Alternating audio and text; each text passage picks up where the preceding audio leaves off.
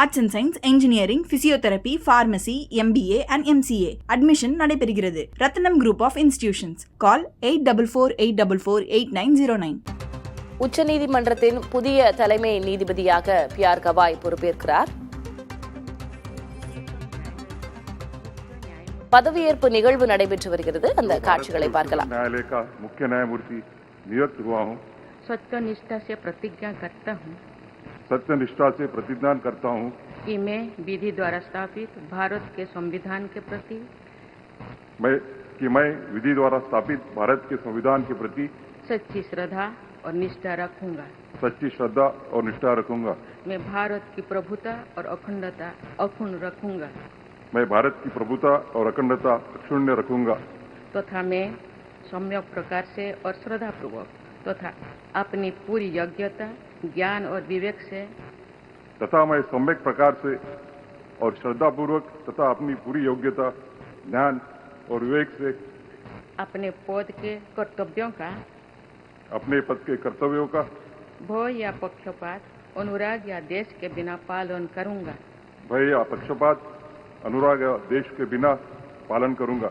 तथा मैं संविधान और विधियों की मर्यादा बनाए रखूंगा. तथा मैं संविधान और विधियों की मर्यादा बनाए रखूंगा.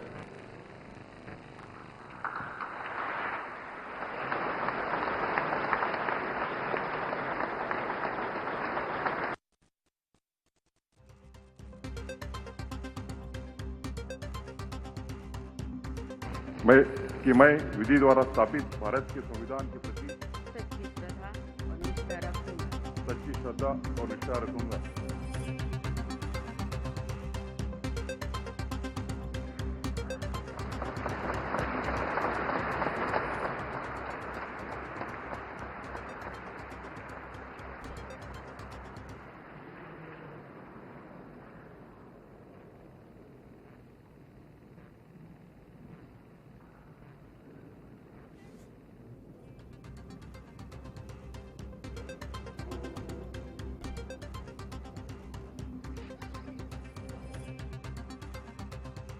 உச்சநீதிமன்றத்தின் புதிய தலைமை நீதிபதியாக 52வது தலைமை நீதிபதியாக பதவியேற்றிருக்கிறார் PR கவாய். குடியரசுத் தலைவர் திரௌபதி முர்மு அவருக்கு பதவி பிரமாணம் செய்து வைத்தார். காட்சிகளை பார்த்தோம். குடியரசு துணைத் தலைவர், மக்களவை சபாநாயகர், பிரதமர் மோடி, மத்திய அமைச்சர்கள் உள்ளிட்டோர் இதில் பங்கேற்றிருக்கிறார்கள். அவர் பதவியேற்றதற்கு பிறகு மோடி அவருக்கு வாழ்த்து கூறிய காட்சிகளையும் பார்த்தோம். கூடுதல் விவரங்களை வழங்குவதற்காக செய்தியாளர் ராஜு இணைந்திருக்கிறார்.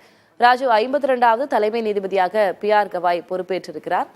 என்ன மரபு கடைபிடிக்கப்படுவது வழக்கம்? இது போன்ற பதவி பிரமாணங்கள்ல அவர் கடந்து வந்த பாதையை விவரிங்க. திலகவதி, அதாவது முன்னாள் தலைமை நீதிபதியாக இருந்த சஞ்சீவ் கண்ணாவுடைய பதவி காலம் நிறைவடைந்ததை தொடர்ந்துதான் பூஷன் ராமகிருஷ்ண கவாய் இன்றைய தினம் உச்சநீதிமன்றத்தினுடைய 52வது தலைமை நீதிபதியாக அதிகாரப்பூர்வமாக பதவியேற்றுக் கொண்டார். குடியரசுத் தலைவர் மாளிகையில் நடைபெற்ற இந்த நிகழ்ச்சியில் குடியரசுத் தலைவர் திரௌபதி முர்மு அவர்கள் பதவி பிரமாணம் செய்து வைத்திருக்கின்றார். இந்த நிகழ்ச்சியில் பிரதமர் மோடி, மத்திய அமைச்சர்கள், சட்டத்துறை சார்ந்த அனைவரும் இதில் கலந்து கொண்டிருக்கின்றார்கள்.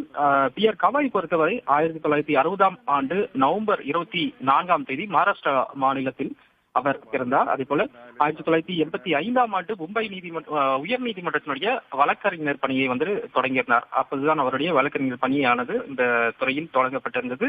2003ஆம் ஆண்டு மும்பை உயர் நீதிமன்றத்தில் கூடுதல் நீதிபதியாக கவாய் நியமிக்கப்பட்டார். அதனைத் தொடர்ந்து 2005ஆம் ஆண்டு மும்பை உயர் நீதிமன்றத்தில் நிரந்தர நீதிபதியாக நியமிக்கப்பட்ட அவர் 1919ஆம் ஆண்டு மே மாதம் 23ஆம் தேதி வரை மும்பை உயர் நீதிமன்றத்தினுடைய நீதிபதியாக பதவி வகித்தவர்.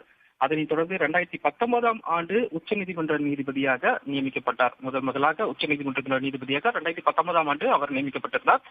உச்சநீதிமன்றத்தின் தலைமை நீதிபதியாக பதவியேற்றக்கூடிய கவாய் இந்த ஆண்டு நவம்பர் மாதம் 23ஆம் தேதி வரை அவருடைய அந்த பதவி காலம் இருக்கும். 6 மாத காலம் உச்சநீதிமன்றத்தினுடைய தலைமை நீதிபதியாக அவர் பதவி வகிப்பார். அதே போல இவருடைய பதவி காலங்களில் உயர் நீதிமன்றத்தில் நீதிபதியாக இருந்த போதிலும், அதே போல உச்ச நீதிமன்றத்தில் நீதிபதியாக இருந்த பொழுது பல்வேறு முக்கிய வழக்குகளில் அவர் தீர்ப்பு எழுதியிருக்கின்றார் என்பது குறிப்பிடத்தக்கது.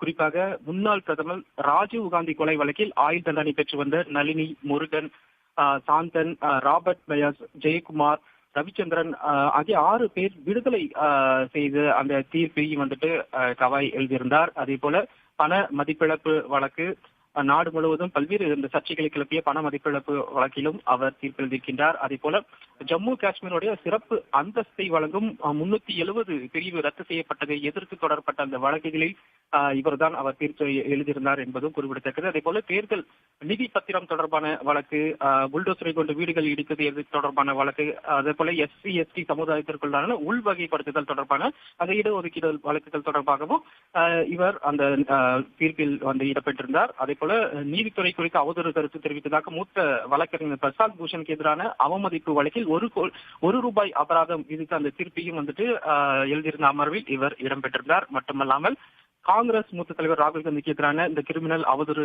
வழக்கு தடை செய்யப்பட்ட அந்த தண்டனை வழக்கு தொடர்பான அந்த அமர்வில் வந்துட்டு இவர் ஈடுபட்டிருந்தார். அதே போல தமிழ்நாட்டில் வன்னியர் சமுதாயத்திற்கு கல்வி, வேலைவாய்ப்புல இடஒதுக்கீடு தொடர்பான வழங்கப்பட்ட அந்த தீர்ப்பு அமர்விலும் வந்துட்டு இவர் இடம்பெற்றிருந்தார். இது போன்ற ஒரு நிலையை தான் அவர் தலைமை நீதிபதியாக பதவியேற்றிருக்கின்றார். நாளை தினம் இந்த வகுப்பு தொடர்பான வழக்குகள் வந்து நாளை வர இருக்கின்றது. அதுவும் இவர் புதிதாக பதவியேற்றிருக்கக்கூடிய கவாய் தலைமையிலான இந்த தலைமை நீதிபதியிலான அமர்வு தான் நாளை வர இருக்கின்றது. நாளை இந்த தீர்ப்பு மிக முக்கியமாக, நாளை அந்த வழக்கினுடைய விசாரணை மிக முக்கியமாக பார்க்கப்பட இருக்கிறது. பல்வேறு தகவல்களை விரிவாக வழங்கியிருக்கிறீர்கள். நன்றி Raju. Arts and science, engineering, physiotherapy, pharmacy, MBA and MCA admission நடைபெறுகிறது. ரத்னம் குரூப் ஆஃப் இன்ஸ்டிடியூஷன்ஸ். கால் 8448448909.